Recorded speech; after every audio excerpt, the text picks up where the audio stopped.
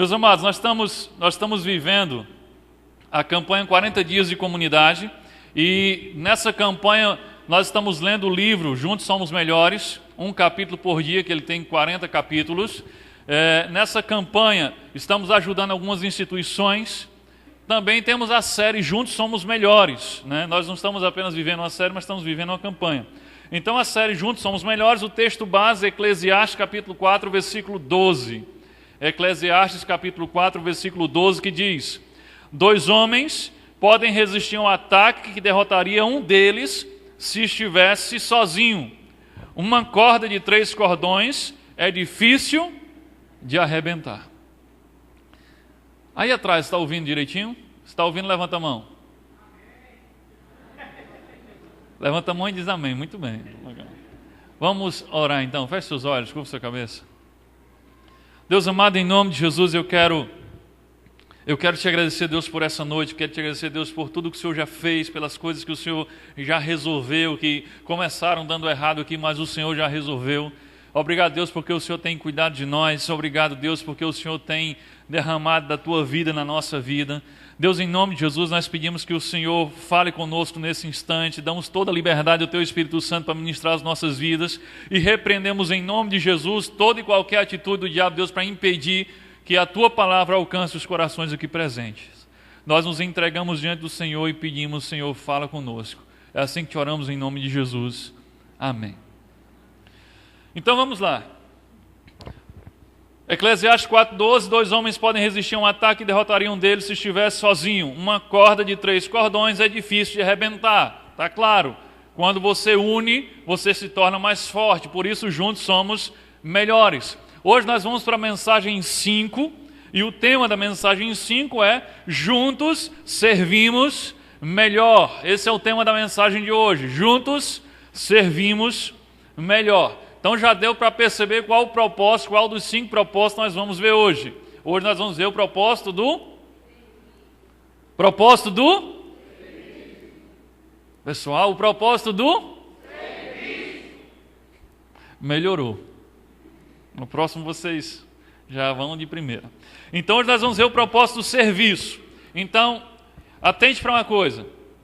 Você e eu não fomos criados e colocados nesse mundo apenas para consumir e apenas para extrair, mas nós fomos colocados nesse mundo para dar uma contribuição, para fazer a diferença aqui nesse mundo. Então você não é apenas um consumidor, mas Deus deseja que você seja um produtor. Não apenas para consumir, mas também para contribuir com este mundo e com as pessoas que estão à sua volta. O que importa na vida não é a duração da sua vida, mas é a doação da sua vida. Tem pessoas que vivem décadas, mas nunca fizeram nada significativo por ninguém, nem pelo reino. Tem pessoas que vivem tão pouco e têm uma vida tão significativa e deixam pegadas que duram por muito tempo. Então o que conta não é a duração, não são quantos anos de vida você vai viver, mas a sua doação. O quanto você vai servir as pessoas que estiverem à tua volta. Olha só o que diz Efésios capítulo 2, versículo 10. Efésios capítulo 2, versículo 10 diz assim: pois foi Deus quem nos fez o que somos agora, em nossa união com Cristo Jesus. Ele nos criou para que fizéssemos as boas obras que Ele já havia preparado para nós. Observe que o texto está dizendo que Deus criou você, e Ele não criou por acaso, Ele tem um propósito ao criar você, e um desses propósitos era para que você fizesse e realizasse todas as boas obras que Ele já havia planejado que você fizesse. É por isso que eu disse que Deus não mandou você para este mundo apenas para consumir, mas Deus tem uma missão para você, Deus tem uma tarefa para você, Deus tem um ministério para você. Ele tem obras que Ele quer que você faça. Entenda, você não foi salvo pelo seu serviço nem pelas suas obras, mas você foi salvo para o serviço e para as boas obras. Então as boas obras, elas não são algo que você deve fazer para ser salvo. As boas obras são algo que você faz porque você é salvo. Então, todo aquele que é de Deus, todo aquele que tem Jesus em si, esse faz boas obras. Por quê? Como consequência de ter Jesus dentro de você. Então nós, cristãos, que entendemos o que a Bíblia diz, nós não praticamos boas obras para ganhar salvação, mas praticamos boas obras porque fomos salvos para servir. Fomos chamados para servir. E porque eu sou um salvo pela misericórdia de Jesus, então eu devo servir as pessoas que estão à minha volta. Olha só o que diz Tiago, capítulo 2, versículo 14 e versículo 17. Aqui fala sobre a necessidade dos que são salvos, dos que têm fé, de fazer alguma coisa. Tiago diz assim: meus irmãos, que aproveito se alguém disser que tem fé e não tiver as obras. Assim também a fé, se não tiver as obras, é morta em si mesma. Então, se você diz que tem relacionamento com Deus, se você diz que está salvo pela misericórdia de Deus, mas essa tua salvação e esse teu relacionamento com Deus não resulta em obras, em serviço às pessoas que estão à sua volta, é no mínimo questionável o tipo de relacionamento que você está tendo com Deus. É o que Tiago diz: a tua fé, ela é morta se você não faz nada. Se a tua fé se resume a vir aqui no domingo e sentar numa cadeira e ouvir a música, ou cantar um pouco, e ouvir a mensagem e viver normal, como todo mundo vive, a sua fé, não segundo eu, mas segundo Tiago, a sua fé é morta, porque você não serve, você não trabalha, você não ajuda a ninguém. Então, cada vez que alguém se converte em discípulo, isso significa, na prática, que Jesus acaba de ganhar um novo par de olhos para ver, Jesus acaba de ganhar um novo par de ouvidos para ouvir as pessoas, ele acaba de ganhar um novo par de mãos para servir as pessoas e tocar nos doentes, e ele acaba de ganhar um novo coração para amar as pessoas. É daí que vem a ideia de que nós somos o corpo de Cristo. Então, quando você se converte, se torna discípulo de Jesus, as suas mãos agora são as mãos de Cristo. E o que é que ele fazia com as mãos dele quando ele estava aqui? Ele tocava as pessoas que precisavam. Então você, quando se converteu, você não é um religioso, você é o corpo, você tem que fazer parte do corpo. Então você tem que servir como Jesus servia. E essa é a boa notícia. Deus não nos mandou aqui apenas dizendo vão servir, mas Ele nos mandou um modelo. Ele não disse só faça isso, Ele diz faça isso desse jeito. Aquele princípio que a gente usa aqui, ele diz, você tem que fazer. Não, você tem que fazer e está aqui o modelo de como fazer. Ele envia Jesus para ser o nosso modelo de serviço. Mateus capítulo 20, versículo 28. Olha o que Jesus diz: a atitude de vocês deve ser igual à minha, porque eu, Messias, não vim para ser servido, mas para servir e dar a minha vida por muitos. Então observe que Jesus veio para ser um modelo que nós deveríamos seguir, e ele diz, eu sendo o Senhor e Mestre, não vim para ser servido, mas para servir. E a atitude de vocês deve ser semelhante à minha atitude. Então Deus não só diz que você e eu temos que servir, mas Ele diz, está aqui o modelo. Vocês têm que servir como Jesus servia e como Jesus mandou que servíssemos. Durante essas semanas que estamos vivendo essa campanha, essa série, nós já vimos, estamos vendo que Deus nos criou para cumprir propósitos. Mas também nós vimos que Ele nunca planejou que nós cumpríssemos esses propósitos sozinhos. Então nós já vimos nessa série que nós só podemos ter comunhão se estivermos juntos. Nós só podemos alcançar mais pessoas se estivermos juntos. Nós só podemos crescer cada vez mais se estivermos juntos. E hoje vamos ver que nós juntos servimos muito melhor do que se tentarmos servir separado e isolado um do outro. Filipenses capítulo 2, versículo 2. Filipenses 2:2 diz, amem uns aos outros, concordem uns com os outros de todo o coração. Olha só, trabalhem juntos com um só coração, uma só mente e um só propósito. É disso que nós vamos falar hoje, sobre o servir juntos. Juntos nós servimos melhor, é o que o texto diz, trabalhem juntos. Não apenas juntos, mas trabalhem juntos com um só coração, com uma só mente e com um só propósito, ou seja, numa só direção, com um só alvo. É sobre isso que nós vamos falar hoje, sobre trabalharmos juntos. E o fato é que quando nós trabalhamos juntos, nós servimos juntos, o resultado do nosso trabalho, ele é multiplicado. Juntos, nós podemos fazer coisas muito maiores do que faríamos cada um sozinho, isolado, separado um do outro. Eclesiastes capítulo 4, versículo 9, fala dessa realidade. É melhor serem dois do que um, porque tem melhor paga do seu trabalho.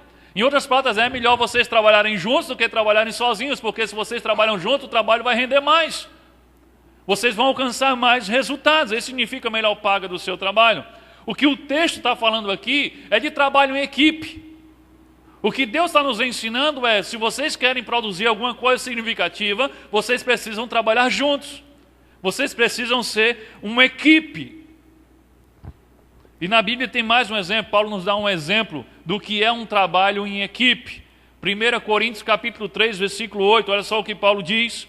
O que planta e o que rega tem um só propósito, e cada um será recompensado de acordo com o seu trabalho.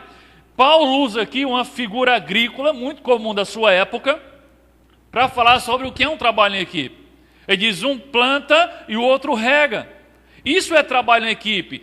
Pessoas diferentes, fazendo coisas, funções diferentes, mas unidas em um só propósito. Um foi lá e plantou a semente, o outro veio lá e regou a semente que o outro havia plantado. Ele não chegou lá e foi plantar uma outra semente. Não, isso aqui é só meu. Um planta, o outro vem e rega, e ele diz, e cada um vai receber pelo seu trabalho. Mas são duas pessoas diferentes, fazendo funções diferentes, mas com um só objetivo. Trabalhando para que uma mesma planta cresça e dê frutos. Isso é trabalho em equipe. Então, se a ideia de Deus é que nós sirvamos juntos, então nós precisamos formar uma equipe. E não apenas nos juntarmos para assistir um culto. Então nunca foi a intenção de Deus que a nossa fé se resumisse ao ato de nos juntarmos no domingo para ouvirmos uma mensagem e cantarmos um pouco. Isso é apenas uma forma de sermos treinados, animados para ir lá e fazer o trabalho que nós temos que fazer. Então, se Deus diz que nós temos que servir juntos, então nós temos que nos transformar em uma equipe.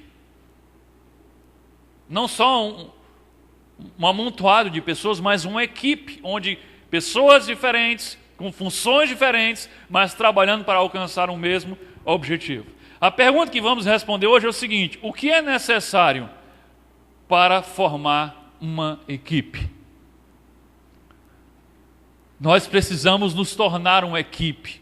O seu pequeno grupo precisa tornar-se uma equipe. A sua família precisa tornar-se uma equipe. Mas o que é que nós precisamos para formar uma equipe? Então pega o seu esboço aí, pega a caneta e anota a primeira coisa que você tem que fazer para formar uma equipe. Para formar uma equipe precisamos de confiança. Complete aí.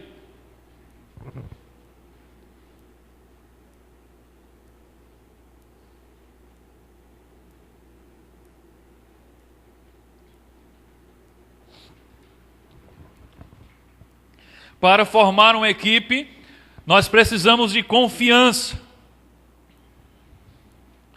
A confiança é a cola que une as pessoas para o trabalho.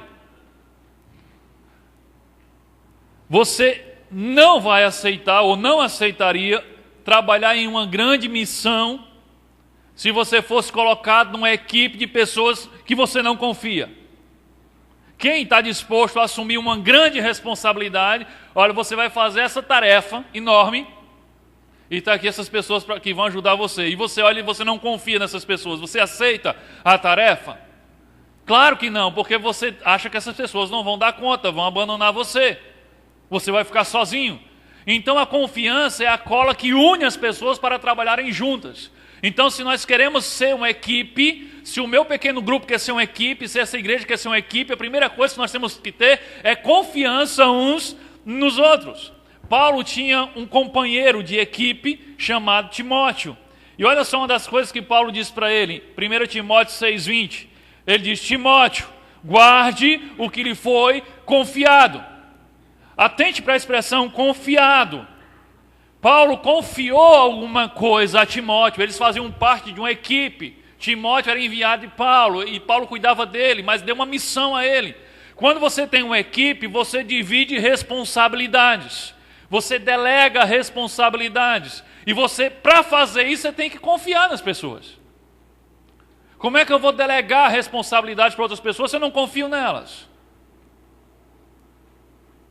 Então, para formar a equipe, nós temos que ter confiança.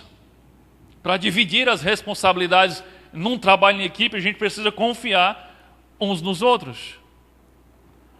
Eu estava pensando sobre confiança, eu lembrei de um exemplo bem brasileiro, de uma entrevista que eu ouvi, mas que me chamou muita atenção porque não é comum. Porque veio de um jogador de futebol. E normalmente as entrevistas de jogador de futebol é a mesma coisa. Você prestou atenção? Não, porque segundo tempo a gente vai voltar aí, vamos dar o máximo aí para melhorar. É sempre assim. Ou então você está ganhando, não, porque a gente vai trabalhar para manter. Mas nesse dia eu escutei uma entrevista diferente, isso me chamou a atenção. Foi depois do jogo do Corinthians com o Chelsea, que o Corinthians foi campeão mundial. Eu estava escutando pelo rádio.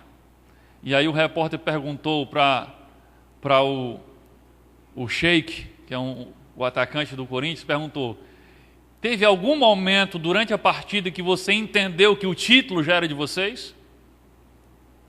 E ele disse: teve.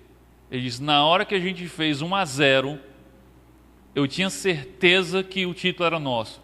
Porque eu sabia, ele falando assim, eu sabia que o Paulo e o Ralph não iam deixar o Chelsea fazer nenhum gol hoje.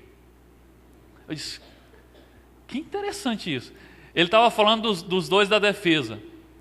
Normalmente alguém diz: não, eu sabia que nós não iríamos tomar um gol.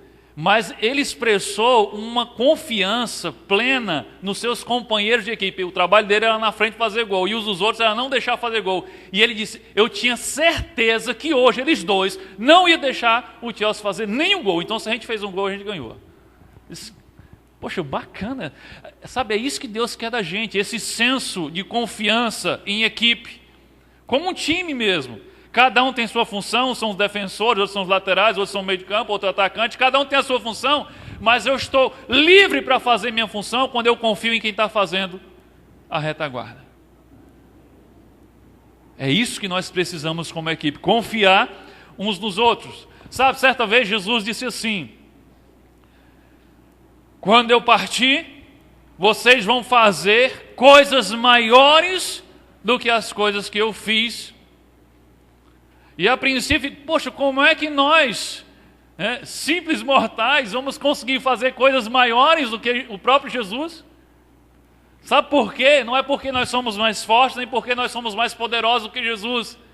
Nós vamos poder fazer coisas maiores do que Jesus fez, porque nós vamos trabalhar em equipe. Jesus, quando estava aqui, fisicamente falando, ele fez tudo sozinho. Não tinha os 12 andavam atrás dele aprendendo, vendo ele fazer. Poucas foram as coisas que os discípulos fizeram juntos, Jesus é que fazia. E ele diz: quando eu partir, vocês vão fazer coisas maiores. Porque Jesus, enquanto esteve aqui, fez tudo sozinho, mas agora Jesus está em nós, e nós somos uma equipe de milhões de pessoas no mundo, e aí sim nós podemos fazer coisas muito maiores.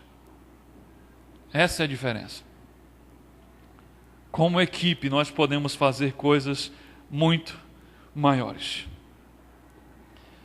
Mas encontrar pessoas confiáveis para fazer parte da nossa equipe não é fácil.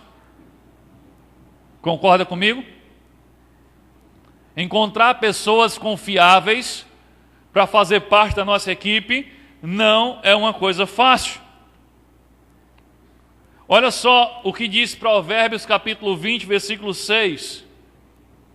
Muitos se dizem amigos leais, mas um homem fiel, quem poderá achar? Essa dificuldade que a gente tem de encontrar pessoas confiáveis, pessoas fiéis, não é uma coisa nova, não. Há centenas de anos isso foi escrito e já havia uma dificuldade natural de se encontrar pessoas fiéis, pessoas confiáveis. Muita gente, é o que está dizendo? Tem muita gente se gabando dizendo que é fiel. Mas fiel de verdade, quem consegue encontrar uma pessoa? Então esse texto mostra o quanto é difícil encontrarmos pessoas confiáveis para fazer parte da nossa equipe. Porém, eu não quero focar em como encontrar pessoas confiáveis. O pastor vai ensinar agora como eu consigo encontrar e identificar pessoas confiáveis. Não, não é disso que nós vamos falar hoje. O que eu quero falar é como eu posso me tornar uma pessoa confiável. O que nós vamos focar aqui é como você pode e deve se tornar uma pessoa confiável. Uma pessoa em que os outros podem confiar. Eu pergunto, você é uma pessoa confiável? Respondo só para você. Você é o tipo de pessoa que a maioria gostaria de ter na equipe? Sabe, parece aquele joguinho de futebol de criança, fica um monte de menino lá, aí fica o dono de um time num canto, do outro, o dono do outro time, e aí sai escolhendo. Você é sempre aquele último que é escolhido? No caso do futebol tem a ver com as habilidades, mas no caso da vida tem a ver com a confiança. Será que você é aquele que todos gostariam de ter na equipe porque você é alguém confiável? Se você quer que as pessoas aprendam a confiar em você, você precisa de uma coisa. Anota aí no seu esboço. Para ser uma pessoa confiável, você precisa ser constante. Complete aí. Para ser uma pessoa confiável, você precisa ser constante.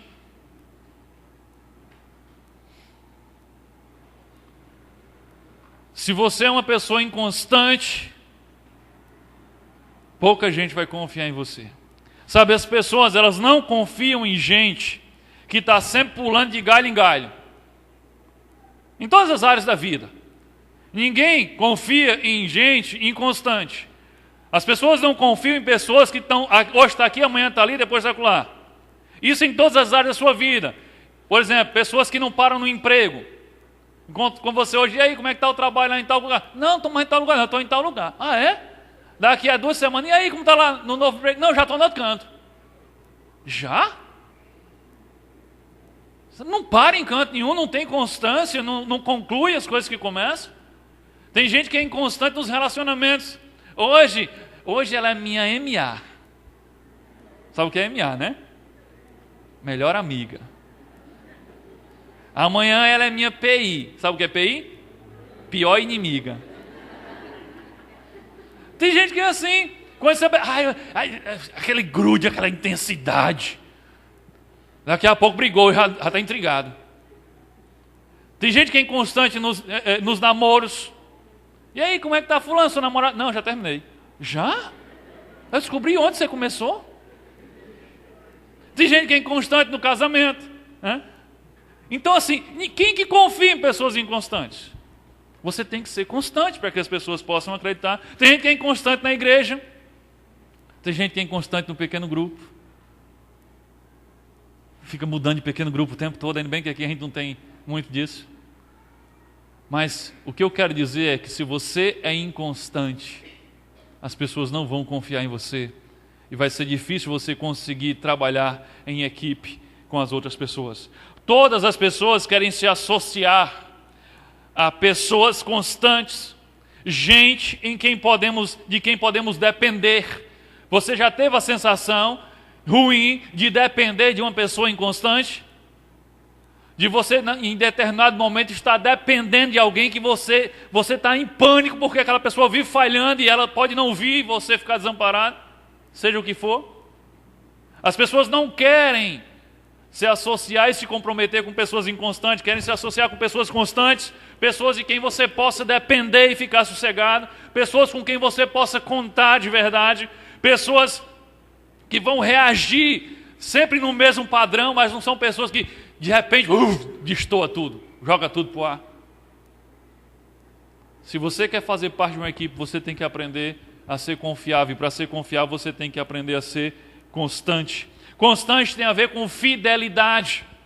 Significa que você não vai desistir, simplesmente desistir. Significa que você não vai parar. Significa que você não vai abandonar o serviço pela metade. Significa que você vai até o fim. Significa que você vai concluir as coisas que você começar. Pergunta para a pessoa do seu lado: você conclui o que você começa? Mas não precisa responder não, só para refletir.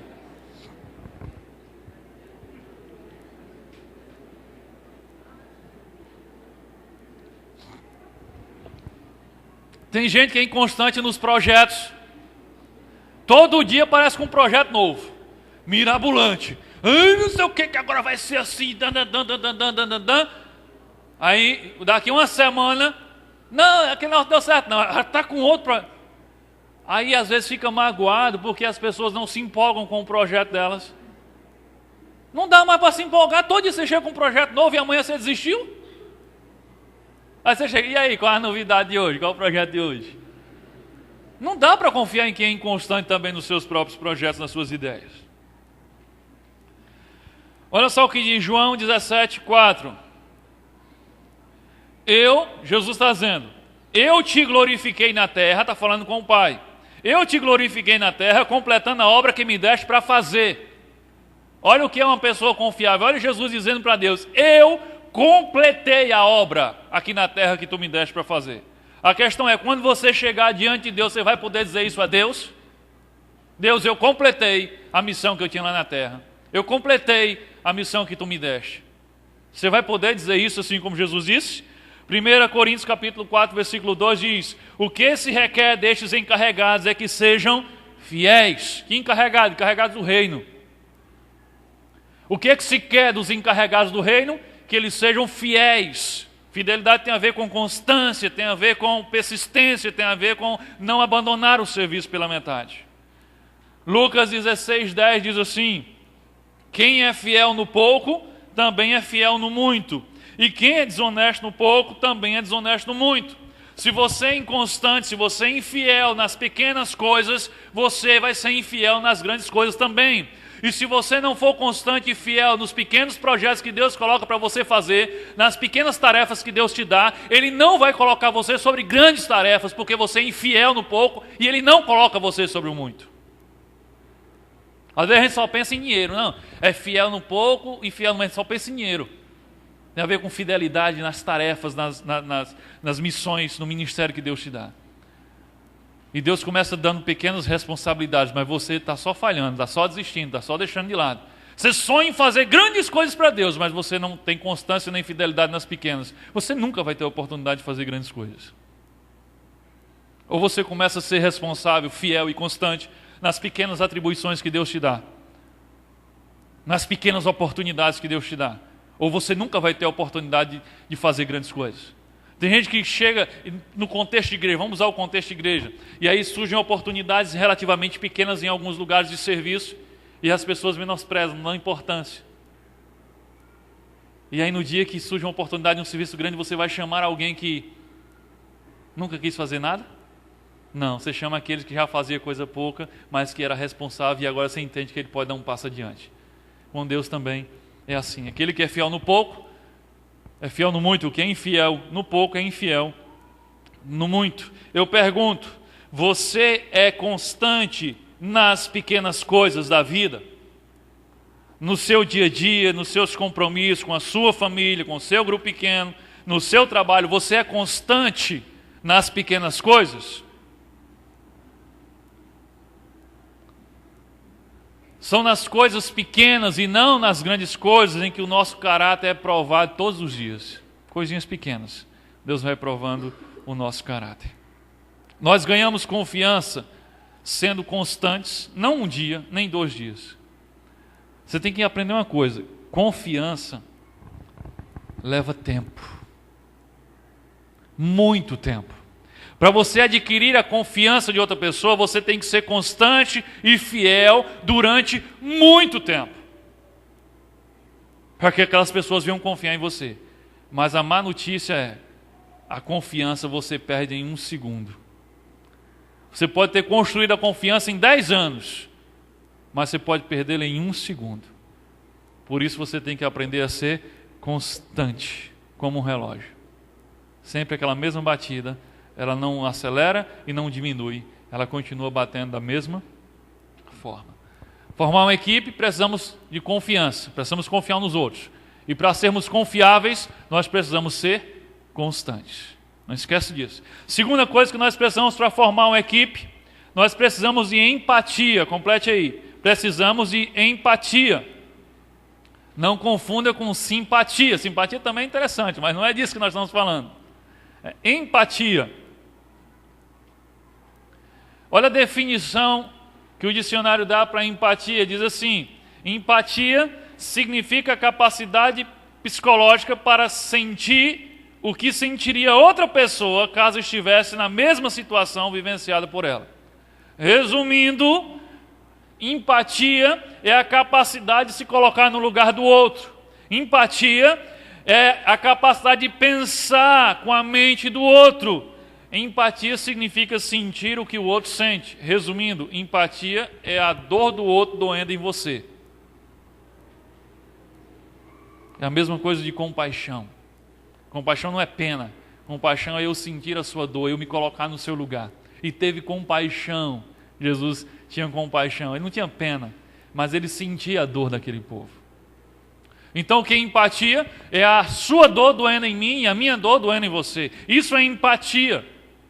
É aprendermos a nos importar verdadeiramente com o outro e sentir o que o outro está sentindo e colocar-se no lugar do outro. Olha só o que diz 1 Pedro capítulo 3, versículo 8. Finalmente, que todos vocês tenham o mesmo modo de pensar e de sentir.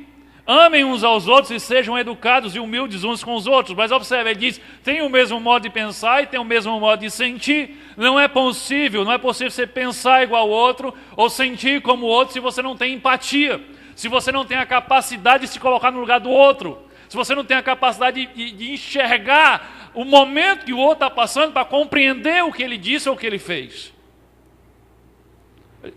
Talvez essa seja uma das maiores carências no nosso meio. Nós somos muito rápidos em julgar os outros apenas pela ponta do iceberg.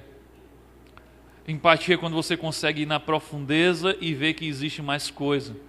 Que de repente aquela atitude, aquela palavra, aquele gesto foi apenas uma reação de um momento difícil. Então você compreendeu a situação. Isso é empatia. Mas nós não queremos nos dar o trabalho de ter empatia pelos outros. A empatia, ela satisfaz uma das maiores necessidades dos seres humanos. E você tem essa, que é a necessidade de ser compreendido. Todos nós temos uma enorme necessidade de sermos compreendidos. É por isso que às vezes a gente dá explicação para quem a gente não deve explicação. Mas eu quero falar, eu quero explicar. Por quê? Porque eu quero ser compreendido.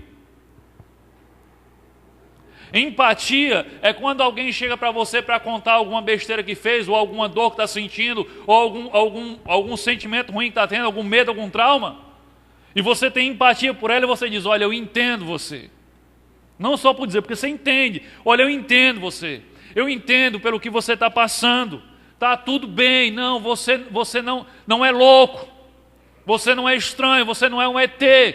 Eu entendo o que você está sentindo. De repente eu até já senti isso que você está sentindo. Mesmo que você não concorde, entende? Estou cansado de dizer para as pessoas, olha, eu não concordo com o que você fez, mas eu entendo o porquê você fez isso. Eu estou compreendendo que você estava passando por isso e terminou acontecendo dessa forma. Eu entendo você.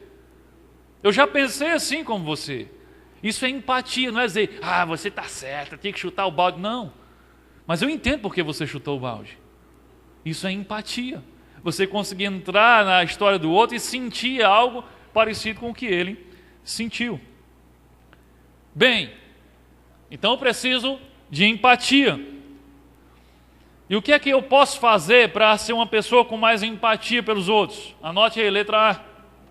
Para ter mais empatia, precisamos diminuir o ritmo e ter uma agenda flexível.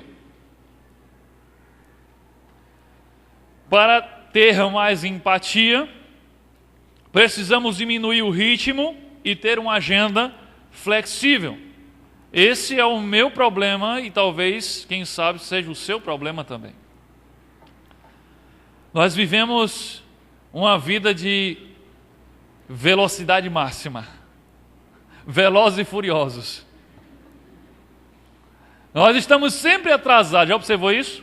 Estamos sempre atrasados. Correndo de um lado para o outro. E a velocidade ela destrói a empatia. Por quê? Porque na velocidade você não consegue perceber as pessoas, quanto mais os problemas e as dificuldades das pessoas que estão à nossa volta. A empatia, ela faz você, sabe como você vai num carro em alta velocidade, você não vê árvores, você vê uma mancha verde.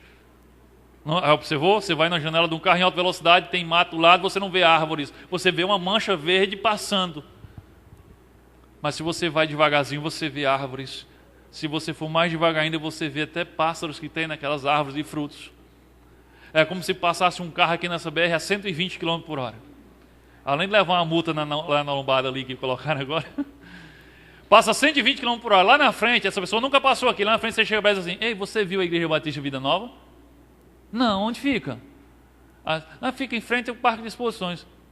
Parque de Exposições? Não vi. Aí passa outra a 60 km por hora. Você diz: você viu a Igreja Batista Vida Nova? Não. Fica onde? Em frente ao Parque... o Parque de Exposições eu vi, negócio bem grandão, branco, né? Vi, tá certo. Aí passa outro caminhando a pé. Aí lá na frente você diz: você viu a Igreja Batista Vida Nova? Aquela verde que tem uma porta de vidro? Essa mesmo. Quando você vai devagar, você percebe o que está à sua volta. Nós temos pouca empatia, porque nós estamos sempre atrasados, sempre correndo. É incrível como a gente gosta de sair atrasado de casa. Eu sei que o culto é às 18 horas. Por que eu não saio de casa meia hora antes para chegar aqui e ter um tempo? Por que eu tenho que sair faltando 10 minutos para que caso tenha um engarrafamento eu chegue atrasado? Por que a gente faz isso toda a vida? Sabe, está no nosso inconsciente. Temos que nos atrasar para poder estar aperreado correndo.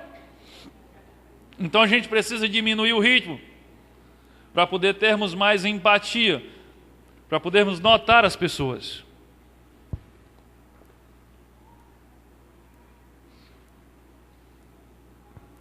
Então essa é a questão. Quanto mais rápido me movo, mais detalhes eu perco. Vamos olhar para Jesus. Vamos ver o que é que Jesus nos ensina a respeito de diminuir o ritmo e ter uma agenda flexível. Marcos, capítulo 10, versículo 46 ao versículo 49. Depois foram para Jericó, e saindo ele de Jericó com seus discípulos e uma grande multidão, Bartimeu, o cego, filho de Timeu, estava sentado junto do caminho mendigando.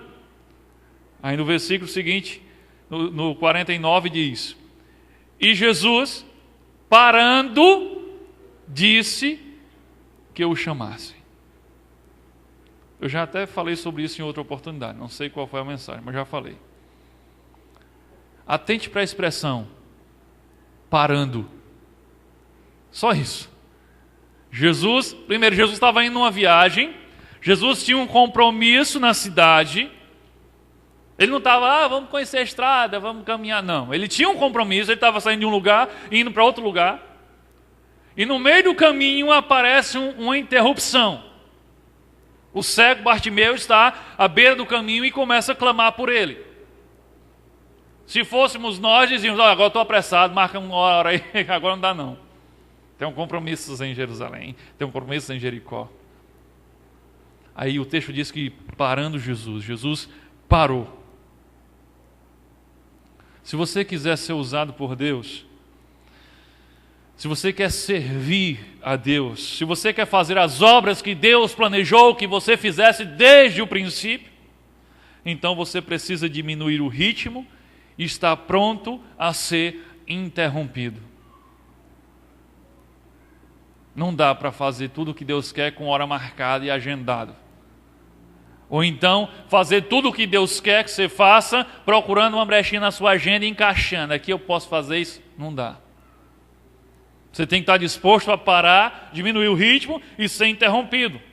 A agenda de Deus é mais importante do que a sua agenda. Diga aí para a pessoa do lado, vê se ela entende isso.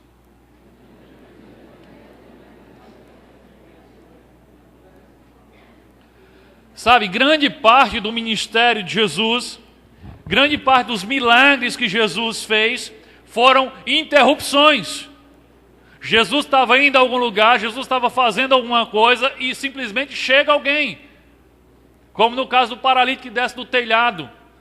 Descem com a maca do telhado porque não tinham como entrar na casa. Jesus estava ensinando, Jesus estava ocupado. Mas aí desce um paralítico do telhado e ele vai lá e atende. Então a maioria dos milagres que Jesus fez no seu ministério tem a ver com interrupções. As pessoas que ele curou, os cegos, os coxos, os doentes.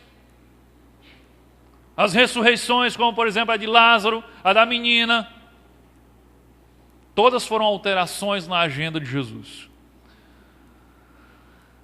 Provérbios capítulo 3, versículo 28 diz assim: não diga ao seu próximo, volte amanhã e eu lhe darei algo, se pode ajudá-lo hoje. Compreende isso?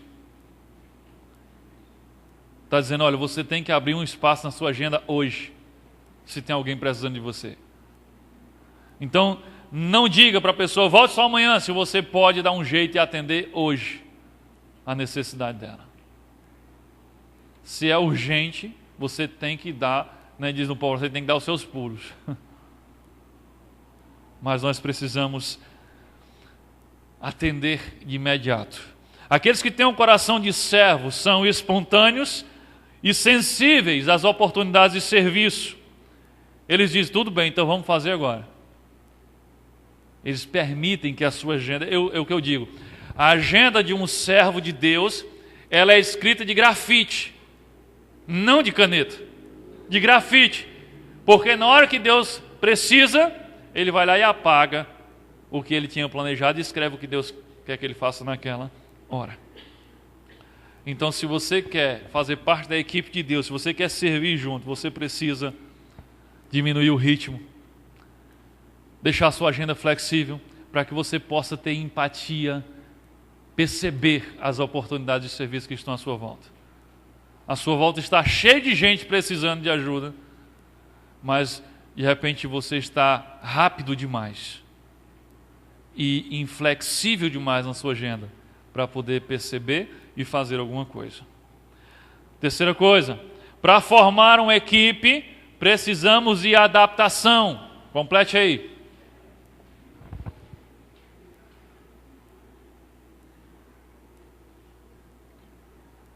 Percebe a imagem? Percebeu o detalhe da imagem? Tem quantos pinguins ali na imagem? 3.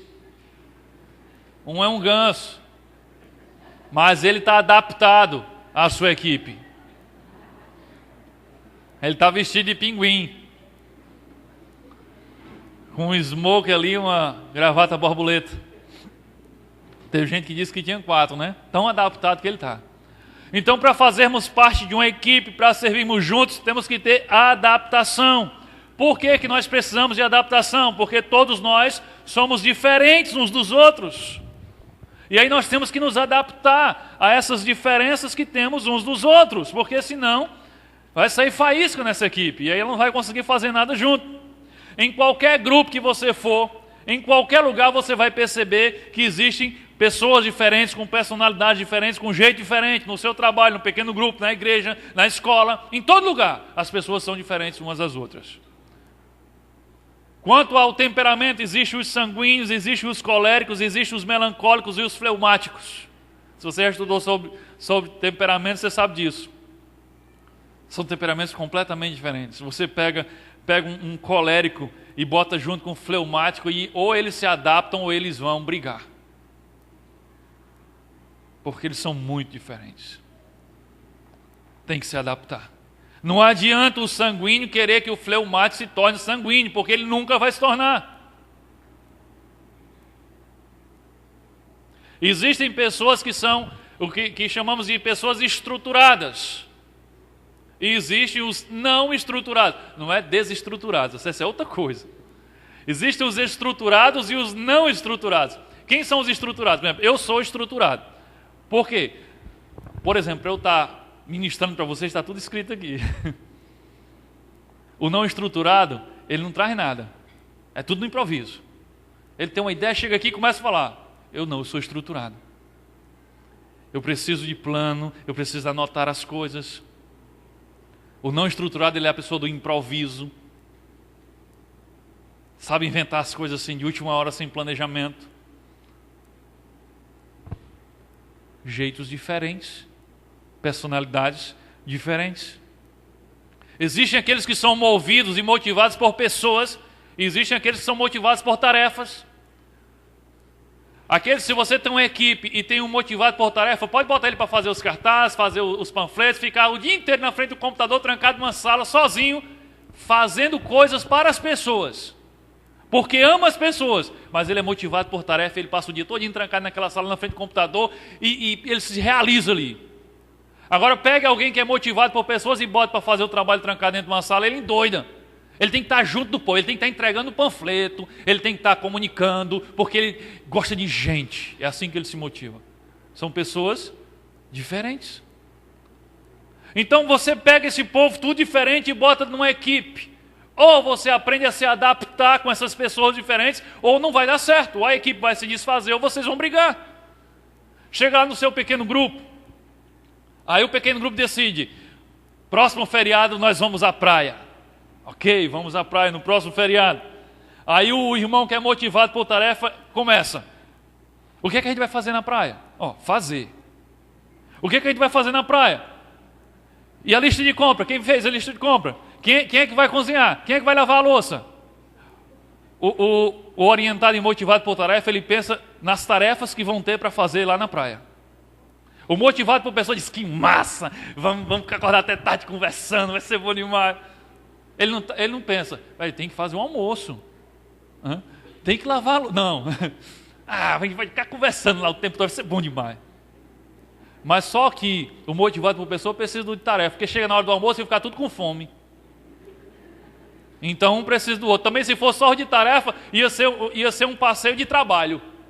Agora vamos arrumar a casa, agora vamos fazer a comida, vamos lavar a louça, chegou a hora de ir para casa, vamos embora. E um precisa do outro. Entende? Então tem que aprender a se adaptar e saber que são diferentes. O estruturado, vamos para a praia, vamos. O estruturado já fica... você já tem um cronograma do que a gente vai fazer lá? Que horas nós vamos chegar? Que horas vai ser o almoço? Que horas a gente retorna? Vai ter alguma programação à tarde? Não, porque a gente precisa se preparar. Esse é o estruturado. Tem que ter um negócio decididozinho. O não estruturado, chega lá a gente decide. Chega lá a gente vê como é que vai ser. Aí o estruturado não entende isso e diz, isso é um irmão desorganizado. Isso é falta de respeito, falta de cuidado. Não, é o jeito dele. Então vocês, para formar uma equipe tem que se adaptar à realidade do outro. Somos diferentes, personalidades diferentes, nos estruturamos de formas diferentes, somos motivados por coisas diferentes. Mas a equipe tem que ser formada por gente diferente, porque senão ela não é eficaz. É como um time, tem que ter o zagueiro que chuta a bola para o alto e tem que ter o atacante que dribla e bota a bola na rede. Mas se você fizer um time só de craques, ele perde. Se não tiver o marcador que vai morder no calcanhar do outro, você perde. Então tem que ter o artilheiro, o driblador, mas tem que ter o perna de pau lá para tirar a bola do outro. Um time é assim, pessoas diferentes no mesmo foco. Então ou você aprende a se adaptar às diferenças uns dos outros, ou você não vai conseguir fazer parte de uma equipe. 1 Pedro capítulo 3, versículo 8, a parte B diz: amem uns aos outros e sejam educados e humildes uns com os outros. Vou ler de novo. Amem uns aos outros e sejam educados e humildes uns com os outros. Em outras palavras, o que Pedro está dizendo? Irmãos, sejam pessoas de fácil convivência. Imagina só, você conviver com uma pessoa que é educado, conviver com uma pessoa que é humilde e conviver com uma pessoa que ama você. É bom demais. O que Pedro está dizendo é, sejam pessoas fáceis de se conviver. Sejam educados uns com os outros. Respeitam um ao outro. Amem-se uns aos outros. Aí vocês vão poder conviver bem e se adaptar bem, se vocês tiverem essas qualidades. Pergunta para você: você tem sido uma pessoa de fácil convivência? você é suspeito para falar. Faz o seguinte, pergunta para as pessoas que convivem muito tempo com você e diz: eu sou uma pessoa fácil de se conviver? Agora se prepara, não pergunta agora não, que eu não quero briga na igreja não. Se você quer saber a verdade, pergunta, marido pergunta para a mulher, mulher pergunta para o marido, filho pergunta para os pais, pais perguntam para os filhos. Eu sou uma pessoa fácil de se conviver? Tarefa de casa, se você tiver coragem. Romanos capítulo 12, versículo 18. Romanos 12, 18. No que depender de vocês, olha só, no que depender de vocês, façam todo o possível para viver em paz com todas as pessoas. Ou seja, se esforcem, faça tudo o que estiver ao seu alcance para você ter paz com todas as pessoas. Ter paz não significa para você ser íntimo, para você ser MA de todas as pessoas. É impossível ser MA de todas as pessoas. Mas é possível ter paz com todas as pessoas. Façam o máximo, tudo que é possível. Só tem uma coisa que Paulo está dizendo que você não precisa fazer, sabe qual é? O impossível. Mas o resto, tudo o que é possível, faça para ter paz com todos. Agora, vamos para a parte mais complicada dessa adaptação? Já é complicado eu me adaptar a uma personalidade diferente. Já é complicado eu me adaptar a um estilo de organização diferente da pessoa. Agora existe uma outra coisa que nós precisamos nos adaptar uns com os outros. Temos que nos adaptar às falhas uns dos outros. Se você for do tipo de pessoa que para poder fazer parte de uma equipe, a equipe tem que se corrigir em todos os defeitos que cada um tem, para você conseguir conviver com eles, você nunca vai fazer parte de uma equipe. Até porque se eles se corrigirem todinho, e você chegar lá, você estraga. Porque você precisa de correção também. Então nós temos que nos adaptar às falhas uns dos outros. Eu não estou falando que temos que concordar com as falhas uns dos outros, mas nós temos que nos adaptar às falhas uns dos outros. Efésios capítulo 4, versículo 2. Sejam sempre humildes, bem educados e pacientes, suportando-os uns aos outros com amor. Para você suportar os outros em amor, você tem que ser humilde, educado e paciente. E suportem uns aos outros em amor. Quando você chega a um novo grupo de pessoas, seja ele um pequeno grupo da igreja ou um grupo de amigos, você diz: nossa, menino, esse grupo é quase perfeito. Ô povo 10. Como é que eu pude não conhecer esse povo antes? Dá algumas semanas você diz: ô povinho complicado da gota serena.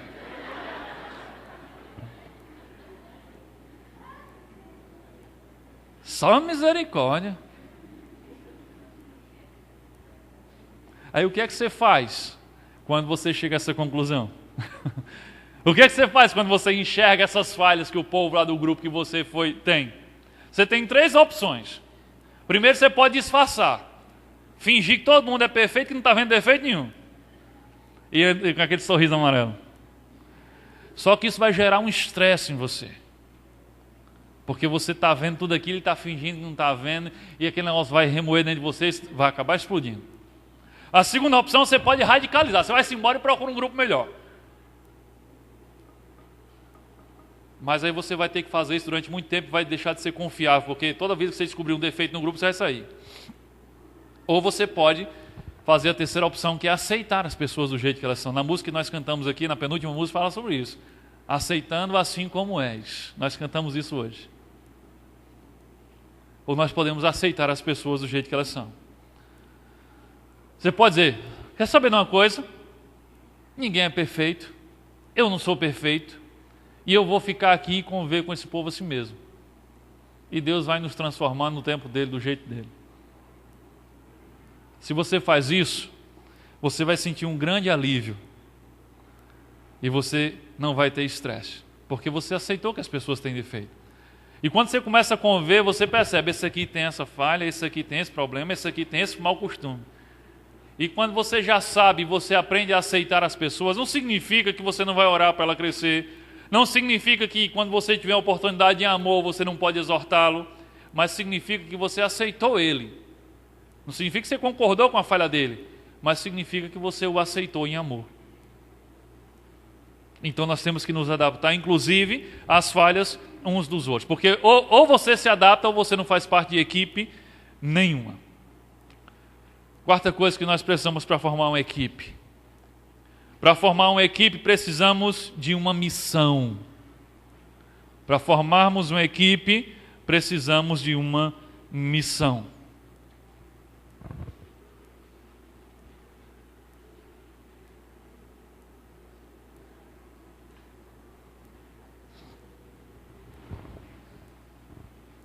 Equipes não são criadas para existirem por si mesmos. Equipes, elas precisam de um propósito para existir. Precisam de um alvo e precisam de uma missão. Essa equipe, vamos formar uma equipe para fazer tal coisa. Não existe a ideia de formar uma equipe por formar uma equipe apenas para ser uma panelinha que fica contemplando o próprio umbigo. Ela não vai muito longe. Nenhuma turma, nenhuma equipe, nenhum grupo vai muito longe se não tiver uma missão clara, um alvo claro. Se for apenas se juntar para ficar fazendo uma panelinha olhando para o próprio umbigo, não demora. Por que eu vou perder meu tempo indo para essa reunião? Na primeira dificuldade você sai fora. Não tem um objetivo, não tem um alvo. Para você formar uma equipe de verdade, você tem que ter uma missão, você tem que ter um alvo, você tem que ter um propósito. Filipenses 2:2, nós já lemos hoje, mas vamos ler de novo.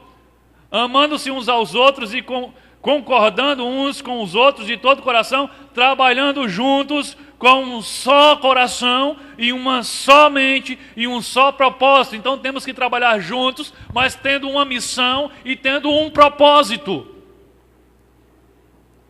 Então, para existir uma equipe, nós temos que ter uma missão, nós temos que ter um propósito.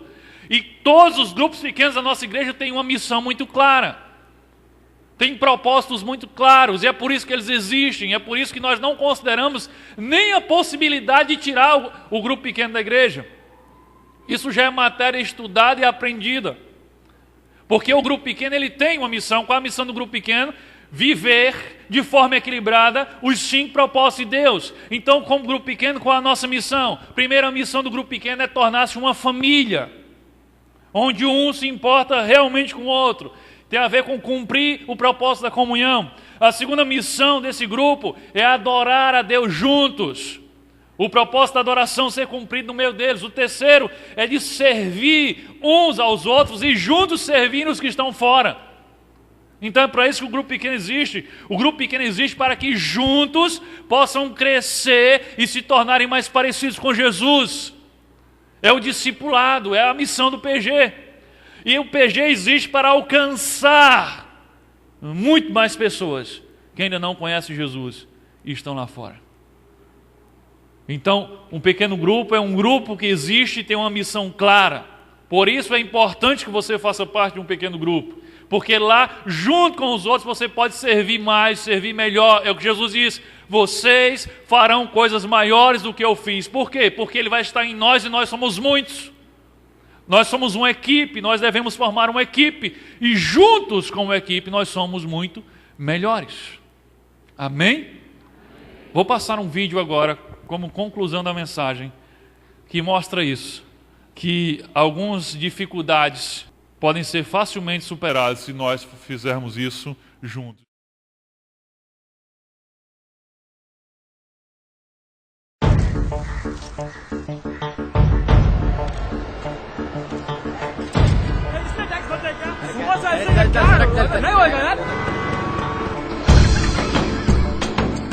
Sir आपके लिए उस पार कार का इंतजाम किया है सर आइए सर चल चल